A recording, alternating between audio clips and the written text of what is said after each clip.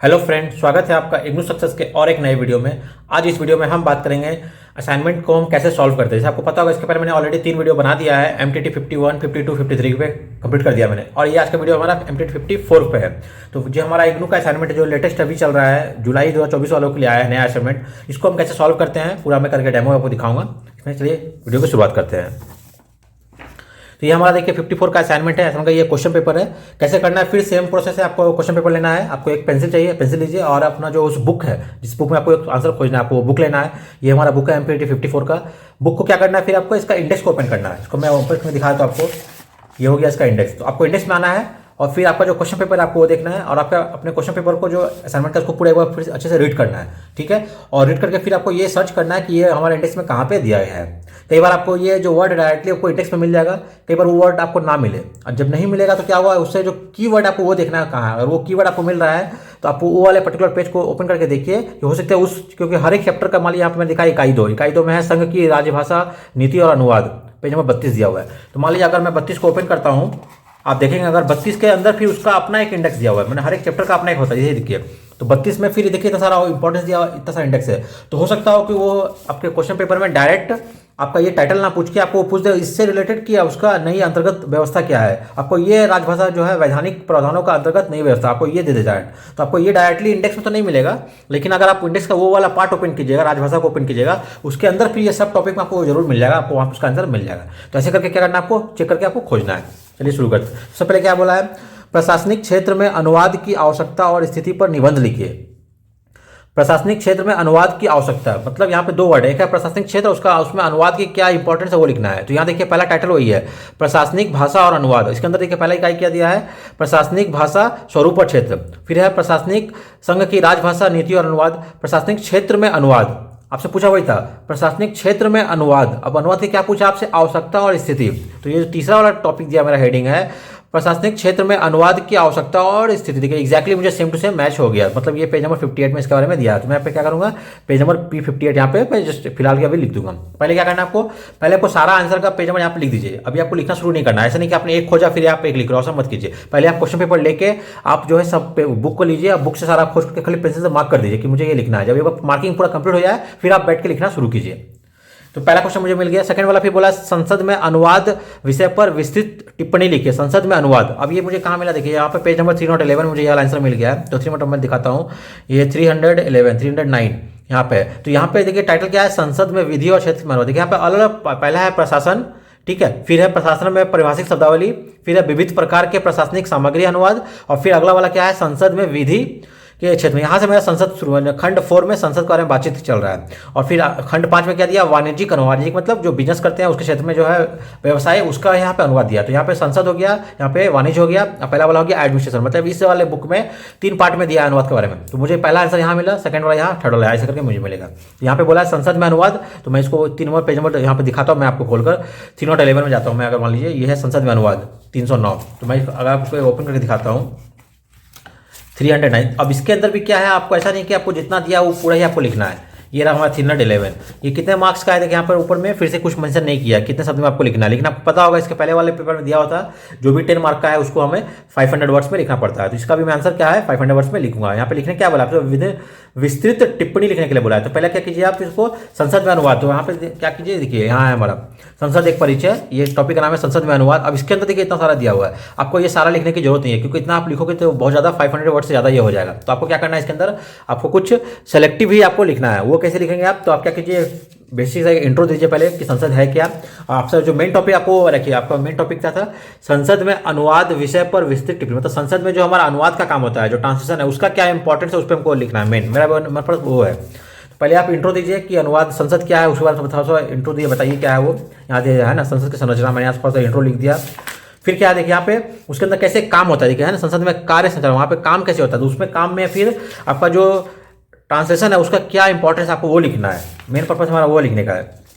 देखिए यहाँ पे लिखा हुआ है संसदीय कार्य व्यवहार की भाषाएं और अनुवाद की भूमिका और स्थिति। तो यहाँ पे देखिए अनुवाद का बात किया कि संसद में जो अनुवाद है वो कैसे करते हैं, क्या इंपॉर्टेंस है आपको यहाँ पे उस बारे में यहाँ पे टॉपिक दिया है। यहाँ पे वो बात लिखा है, यहाँ देखिए दिया है संसद में अनुवाद की दिशाएं। अब यहाँ पे देखिए मेन इंपॉर्टेंट यहाँ गया, संसद में अनुवाद कैसे करते हैं, उसका क्या क्या प्रोसेस है, वे क्या है करने का, यहाँ पे वो मेंशन किया। तो आपको क्या करना है, मेन ये वाला टॉपिक यहाँ से आपको लिखना है। इसके अंदर यहाँ देखिए मैंने मार्किंग किया था, संसद में क्या द्विभाषिक का संदर्भ प्रत्येक दस्तावेज का आवश्यक रूप में द्विभाषिक संस्करण में तैयार किया था। मतलब संसद में जो भी काम होता है, मान लीजिए जो भी ऑफिशियल डॉक्यूमेंट्स हमारा आता है, आप देखे हो कई बार भाषा का जो भी कोई गाइडलाइन को नोटिफिकेशन निकालती है अगर, तो वो हिंदी और इंग्लिश दोनों में लिखा रहता है। तो वो काम कौन है, वो मान लीजिए अगर वो बनाते हैं ड्राफ्ट इंग्लिश में, तो फिर उसको हम लोग हिंदी में ट्रांसलेट करते हैं।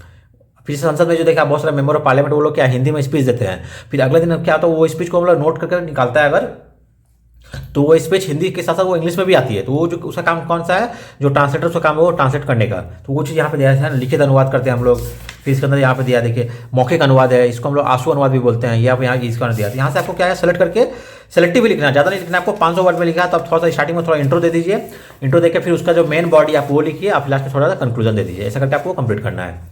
तो यहाँ पे फिर आपको ये वाला, फिर आपको यहाँ पे ये आंसर मिल जाएगा।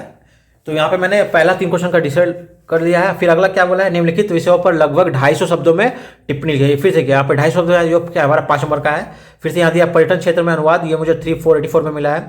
और विधिक क्षेत्र में अनुवाद क्या है, 362 में। यहाँ इसका आप पहले स्क्रीनशॉट ले लीजिए, यहाँ पे मैं सारा मार्किंग कर दिया। आप भी अपने बुक में इस तरह से खोज के यहाँ पे मार्किंग करके पेंसिल से मार्क कर दीजिए पहले आप।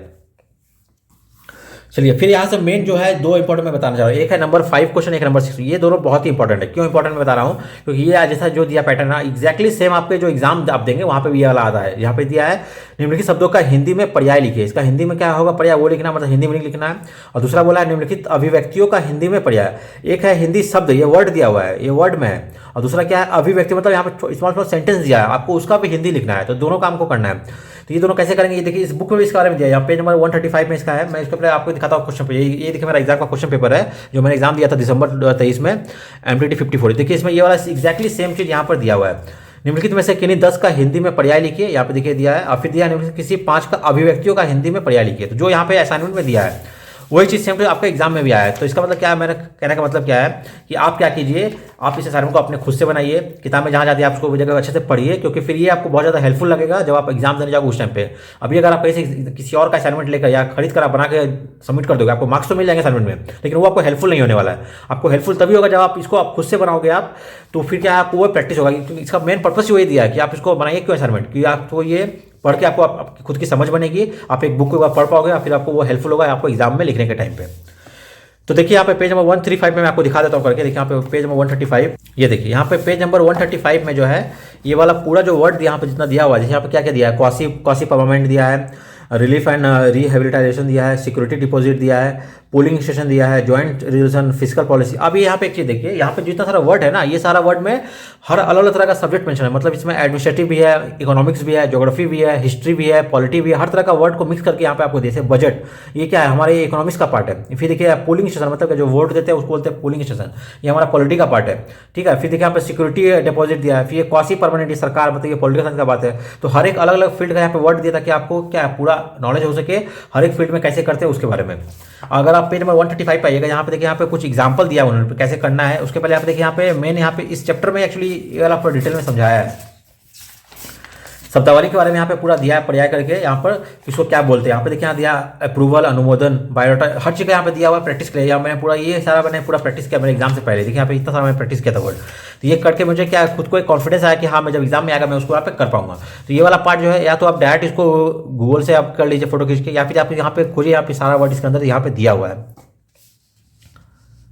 उसके बाद अगर मैं आगे बढ़ता हूँ, देखिए यहाँ पे देखा सिक्योरिटी डिपॉजिट है।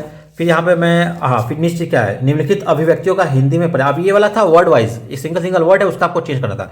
अब फिर जो नीचे दिया है ये वाला क्या है, ये आपका टोटल आपको क्या किया है, एक छोटा स्मॉल सेंटेंस जैसे मान लिया है according to convention, ban on the future promotion, ये सब भी है। ये मैं कहाँ, ये पेज नंबर 139 में है। मैं इसी चैप्टर के आगे बढ़िएगा आप, देखिए यहाँ पे इतना दिया है प्रैक्टिस के लिए। आप अगर प्रैक्टिस करते हैं आपको यहाँ से वो मिल जाएगा, पेज नंबर 139। जी हाँ, ये देखिए तो पेज नंबर 139 में यहाँ पे दिया है वाक्यांश और अभिव्यक्तियाँ, इसका वाला यहाँ पे मेंशन किया है।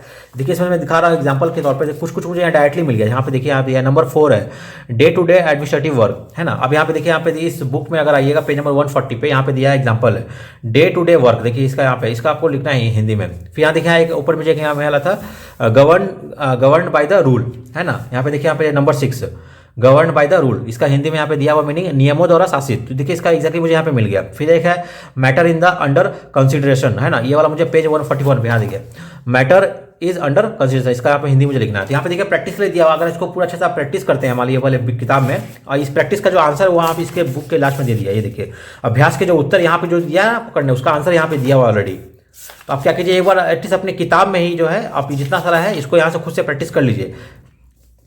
प्रैक्टिस करके यहाँ पे वो आप यहाँ दिखा है 35 में, वही है जो मैंने बताया। मैटर इज अंडर कंसिडरेशन, इसका आंसर हिंदी में क्या होगा यहाँ पे देखो दिया हुआ है। विषय विचाराधीन है, मामला विचाराधीन है, ये दोनों आप यहाँ पे इसके लिए सही होगा। तो इसका देखिए आंसर यहाँ पे प्रैक्टिस कर दिया, इसका आंसर यहाँ पे दिया हुआ है। आप अपने बुक में ही यहाँ पे सारा देख के प्रैक्टिस पूरा कर लीजिए, आपको एक सेल्फ कॉन्फिडेंस सेल्फ बिलीव आएगा कि आप खुद से भी इसको कर सकते हैं। बाकी नहीं हो रहा तो आप इसको क्या कीजिए, फोटो क्लिक करके आप गूगल लेंस में चेक कीजिए, आपको वहाँ पे सारा आंसर मिल जाएगा करके मैं दिखा देता हूँ आपको अभी भी। तो ये वाला इसका मेन पार्ट था नंबर 5 नंबर 6 में। और फिर यहाँ से नंबर 7 आपका जो मेन काम है जो हम कर रहे हैं कोर्स अनुवाद करना, वो यहाँ से शुरू होता है। ये वाला इंग्लिश पैरा दिया, आपको इसका हिंदी में अनुवाद करना है, ठीक है। उसके बाद फिर आगे देखेंगे यहाँ पे नंबर 20 ये है इंग्लिश में, इसका फिर हिंदी में अनुवाद करना है।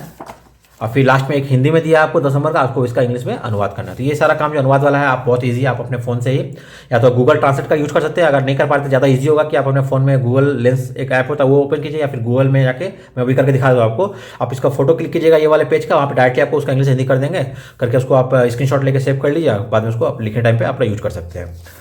तो इस तरह से ये मैंने क्या किया यहाँ पर MTT 54 का भी मैंने आपको डिस्कस कर दिया है। बहुत ही ईजी है, मैं बोलूँगा आप अपने से बनाइए, मैं बार बार फोर्स कर रहा हूँ आप अपने से बनाइए, आपको बहुत ज़्यादा हेल्पफुल होने वाला आपको एग्जाम के लिए, आपको कुछ बहुत सारा आइडिया होगा। नहीं तो बिना इसको बनाए कि आप ऐसे ये इतना मोटा किताब को बिल्कुल भी कोई नहीं पढ़ने वाला है, ये मुझे पता है, मैं भी खुद नहीं पढ़ पाया। लेकिन जब आप इसको बनाएंगे आप तो इसके कारण आपको ये बुक पढ़ना पड़ेगा, तो आपको उससे कुछ हेल्प मिलेगा, इसलिए अपना ये खुद से बनाइए।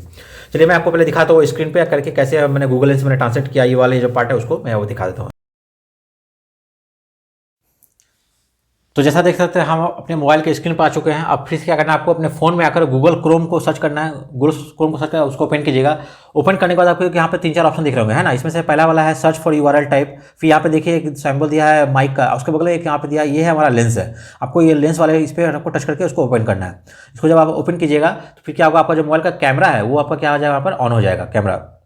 और फिर जो आपका जो असाइनमेंट का क्वेश्चन पेपर है, आप उसको क्वेश्चन पेपर को नीचे रखिए। जैसे यहाँ देखिए मैंने MTT 54 का क्वेश्चन पेपर ले लिया है, ठीक है। आपको अब मुझे क्या करना है, इसमें मुझे असाइनमेंट को इसका मुझे अच्छे से ये फोटो क्लिक करना पड़ेगा असाइनमेंट का।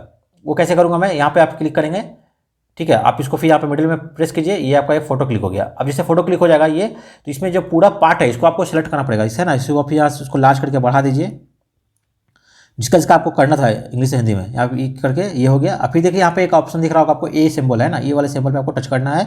ये क्या करेगा, उसको ट्रांसलेट कर देगा। ये मैंने क्लिक किया उस पर, तो ये अभी क्या हुआ देखिए ऊपर में अपने आप से उन्होंने लैंग्वेज को डिटेक्ट कर लिया और उसको क्या किया, हिंदी में अनुवाद कर दिया, ठीक है।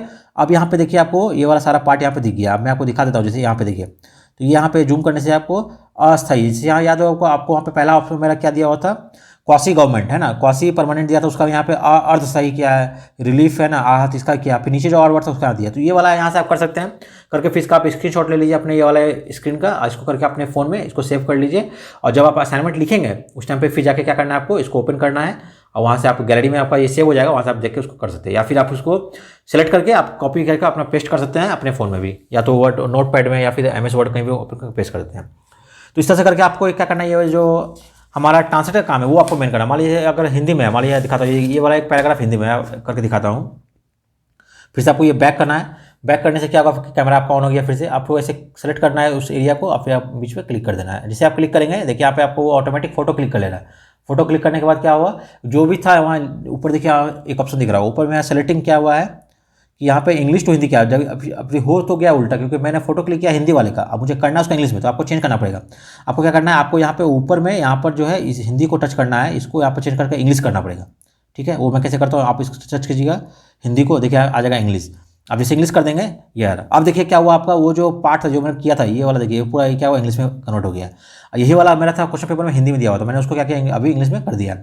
बस ऐसे ही करके आप इसको फिर से स्क्रीनशॉट ले लीजिए। यहाँ पर ये आपका फोन में क्या हो जाएगा, एज ए फोटो सेव हो जाएगा। जब आप असाइनमेंट लिखेंगे आप खोल के इसको आप डिटेल में पढ़िए, यहाँ पर जो असाइनमेंट में दिया है उसको पढ़िए एक लाइन को, और फिर करके यहाँ पे इंग्लिश वाला एक लाइन को पढ़िए, देखिए कितना मैच हो रहा है कि नहीं हो रहा है। आप जो भी चेंजेस लगे आप वो चेंजेस को करके आप फाइनल असाइनमेंट में उसको लिख लीजिएगा। तो इस तरह से करके आप ये गूगल लेंस का यूज करके आप जो है इसको ट्रांसलेट कर सकते हैं।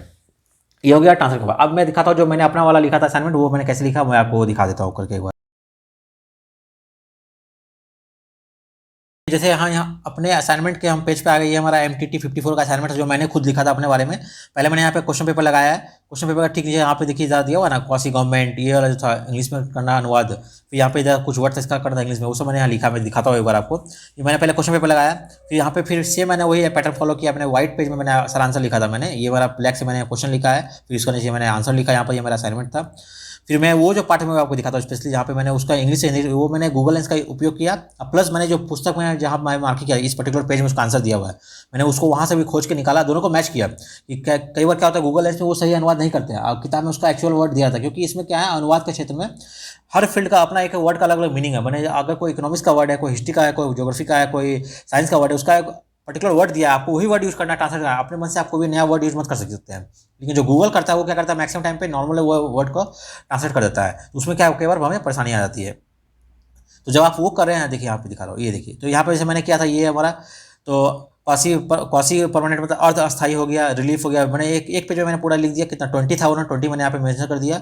अगले वाले पेज में वो जो था वर्ड वाइज था, according to convention, ban on the future promotion है, वो यहाँ पे मैंने हिंदी इंग्लिश में मैंने क्वेश्चन को मैंने ब्लैक में लिखा है क्वेश्चन को, और ब्लू से मैंने आंसर को लिखा है, ताकि वो देखने में साफ साफ हो, मैंने एक दूसरे के बीच में गैप हो, ताकि टीचर को अच्छे से दिखे वो चीज़ करके। फिर मैंने अब ये पूरा मैंने अनुवाद काम किया यहाँ पर करके, इस तरह मैंने अपना असाइनमेंट बनाया है करके मैंने।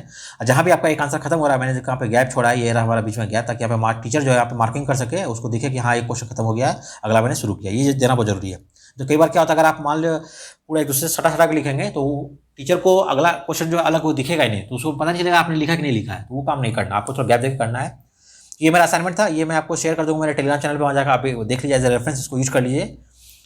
और ये 4 वीडियो, ये मेरा चौथा वीडियो है आजकल, और आखिरी बचा है MTT 55, वो मैं बहुत जल्द देने वाला हूँ। अब वो देख लीजिए। तो ये सारा असाइनमेंट का पूरा जो प्रोसेस है वो मैं कंप्लीट कर दूंगा इस वीडियो में। उम्मीद करता हूँ आपको वीडियो पसंद आया होगा। चलते मिलते हैं अगले वीडियो में।